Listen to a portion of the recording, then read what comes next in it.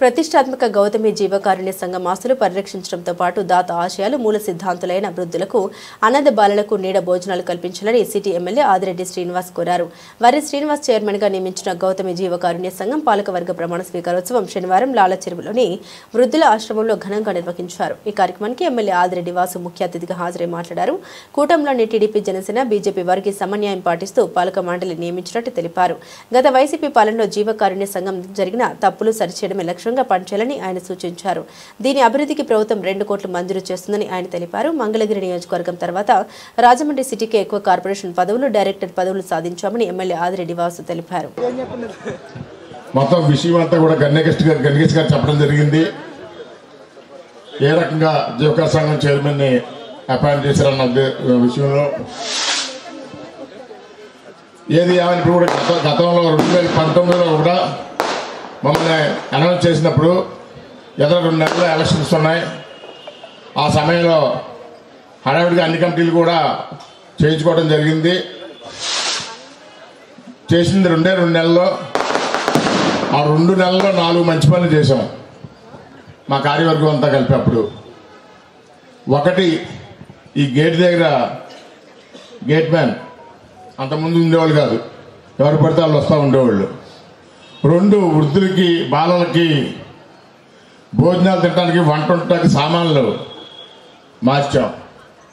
ఇమీడియట్గా మార్చాలి, చాలా పాత అయిపోయింది కాబట్టి పిల్లలు అనాథకి పాలు అవుతారన్న ఉద్దేశంతో మార్చడం జరిగింది. 3,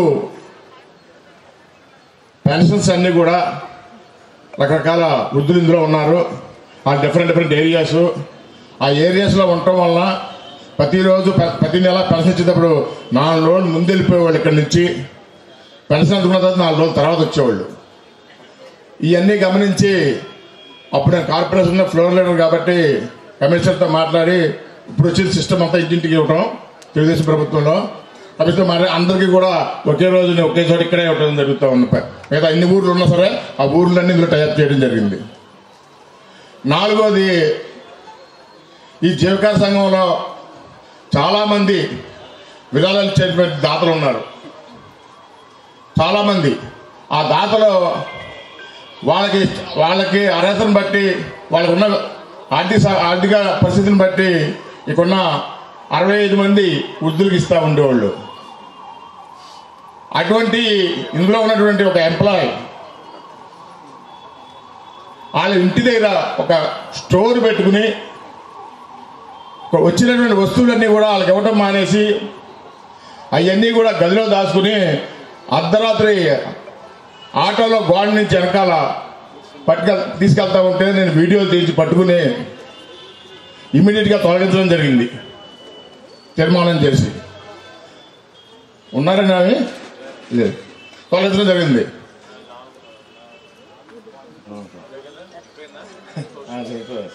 ఎందుకంటే అప్పుడు చూస్తే ఈవోకి సంస్థకి ఈమె ఎవరైనా పరిస్థితి మొత్తం అంతా ఈవో కన్నా హై హ్యాండెడ్గా ఉండేది. ప్రతి ఒక్కరు మొత్తం అంతా కూడా ఆమె అండర్లోనే ఉండేది. తర్వాత వైసీపీ నాయకుల దగ్గరికి వెళ్ళి రికమెండేషన్ చేసి కూడా చాలాసార్లు తిరిగింది. అక్కడ తిరిగితే మనం రికార్డెడ్ ఎవిడెన్స్ ఇచ్చాం. రికార్డెడ్ ఎవిడెన్స్ ఇచ్చి వలన తొలగించడం జరిగింది. ఆ రికార్డెడ్ ఎవిడెన్స్ కాకుండా తర్వాత వెంటనే మన గవర్నమెంట్ పడిపోవటం, వాళ్ళు రావటం, మళ్ళీ వాళ్ళ వెనకాల తిరగటం, అయినప్పటికీ రికార్డు ఉంది కాబట్టి వాళ్ళు ఏం చేయలేకపోయారు. ఇటువంటి పని జరుగుతూ ఉన్నది. ఇప్పటికి కూడా నేను చెప్పాను ఈవో గారికి, ఉన్నది 65 మంది దుప్పట్లు ఇస్తా ఉన్నారు. వారానికి 10 మంది ఇస్తారు దుప్పట్లు ఒకే వృద్ధులకి. అంటే నెల వచ్చేటప్పటికి ఆల్రెడీ 20-30 దుప్పట్లు ఉన్నాయి. ఒక మనిషికి 30 దుప్పట్లు అవసరమా? అందుకని మీరు అందరూ కూడా ఈవో గారి డిపార్ట్మెంట్ దాతలకి మీకేం కావాలో నీటి చెప్పండి. వాళ్ళు వస్తే ఉపయోగపడటానికి. అంతేగాని వాళ్ళకి ఏ వస్తువు ఇస్తే వీళ్ళకి అవసరం అనుకుంటారు, వాళ్ళు ఇస్తారు, వీళ్ళకి అవసరం లేదు. వీళ్ళందరూ కూడా మళ్ళీ వాళ్ళ బంధువులకో ఇంకోళ్ళకో అమ్ముకోవడం ఏదో చేస్తూ ఉన్నారు. ఇవన్నీ కుదరదు. భవిష్యత్తులో మాత్రం మీరు దాతందరికీ ఇంకోటి కూడా ఎవరెవరికైనా సంబంధం ఉండదు. 12 గంటలు అనుకుంటారు, 12 వచ్చి భోజనం పెట్టేస్తూ ఉంటారు. డిపార్ట్మెంటే తెలీదు, ఈవో తెలీదు, కానీ అడ్డు పెట్టలేం.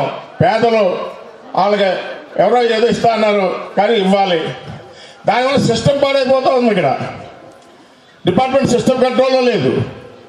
ఇది కూడా మరి ఎమ్మెల్యే గారిని దీని మీద దృష్టి పెట్టవలసిందా కోరుతా ఉన్నాను. అదే కాకుండా ఎదురు 6, 5, 7 షాపులు ఉన్నాయి. లక్షలాది రూపాయల అప్పు బకాయి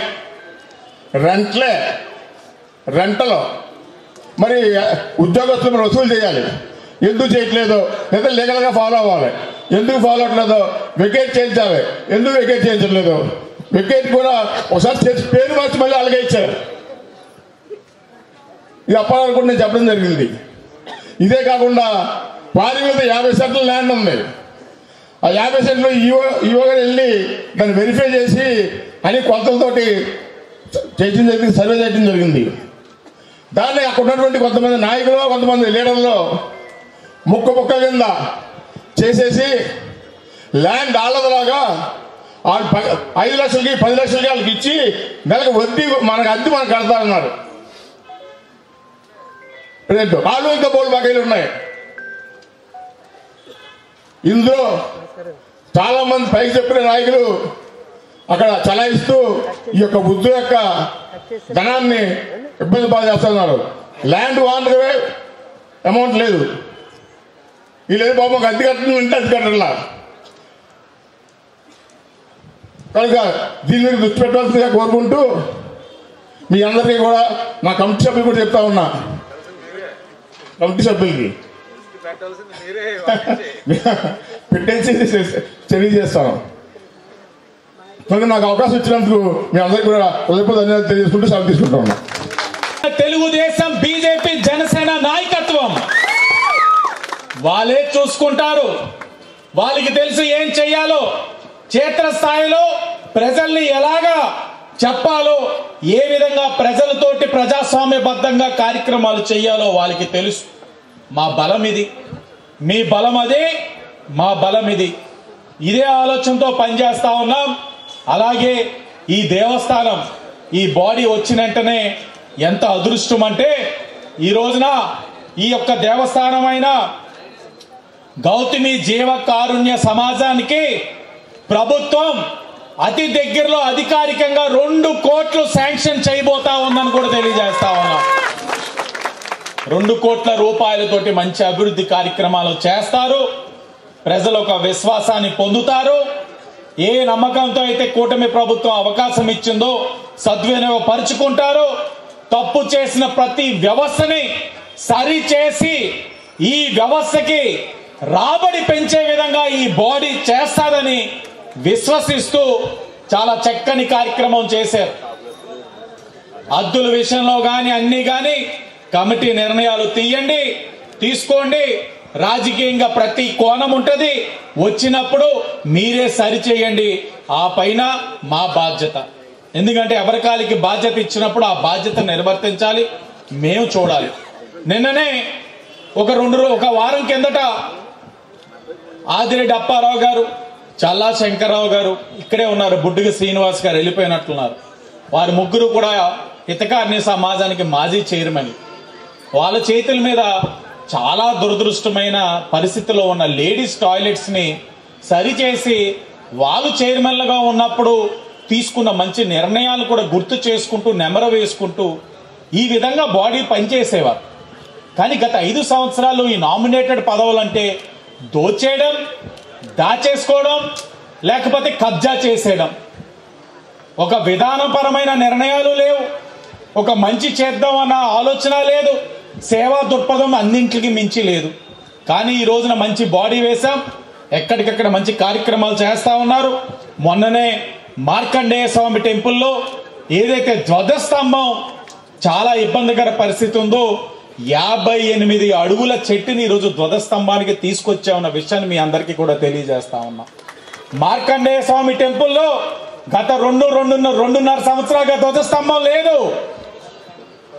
ఎంత అరిష్టమైన కార్యక్రమాలు చేశారు వైసీపీ వాళ్ళు. ఈరోజు 8 నెలలు పట్టింది 58 అడుగుల చెట్టుని గుర్తించడానికి, దాన్ని ఆ ఏజెన్సీ ప్రాంతాల నుంచి ఇక్కడికి తీసుకురావడానికి. చివరాఖరిగా మొన్న తీసుకొచ్చారు. అన్ని విధాలుగా కూడా చూస్తున్నారు. మంచి ముహూర్తాలు పెట్టి ఆ ధ్వజస్తంభాన్ని కూడా పునఃప్రతిష్ఠ చేసే కార్యక్రమం కూడా ఈరోజు కొత్త కమిటీ వాళ్ళు తీసుకుంటా ఉన్నారు. ఇంకా సభ్యులకు అందరికీ కూడా మరొకసారి పేరు పేరున నమస్కారాలు తెలియచేసుకుంటూ అందరికీ కూడా ధన్యవాదాలు. మీడియా వాళ్ళు అయిపోతే మీరు అప్పుడు ఏదైనా చేసుకోండి. డైరెక్టర్లే ఉన్నారన్న బాబు.